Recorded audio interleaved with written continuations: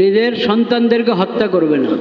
অভাব অনটনের কারণে, দারিদ্র্যের ভয়ে সন্তানকে হত্যা করবে না। রিজিক তো আল্লাহ দান করেন, তোমাদেরকেও আল্লাহ রিজিক দেন, তাদেরকেও আল্লাহ রিজিক দিবেন।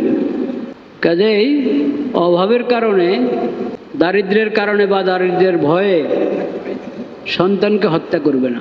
আল্লাহ বলছেন, আল্লাহ কি কি হারাম করছেন, আল্লাহ নবীকে বলেছেন তাআলাও, তোমরা আসো। আল্লাহ কি কি হারাম করেছেন আমি তোমাদেরকে পড়ে শোনাই, আল্লাহর কালাম তেলাওয়াত করে শোনাই। প্রথম, শিরিক করবে না। দ্বিতীয়, মা বাবার অবাধ্য হবে না। তৃতীয়, অভাবের ভয়ে সন্তানকে হত্যা করবে না। 4, কোনো ধরনের অশ্লীল কাজের কাছেও যাবে না।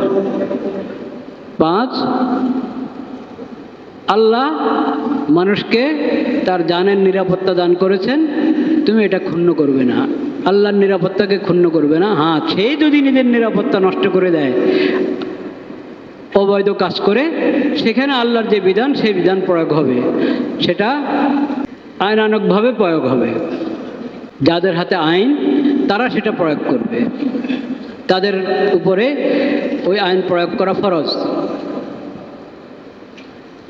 যালিকুম ওয়াসাকুম বিহি লাআল্লাকুম তাআকিলুন, এগুলো আল্লাহর পক্ষ থেকে তোমাদের জন্য বিশেষ ওসিয়ত, বিশেষ বিধান, যদি তোমরা বুঝতে।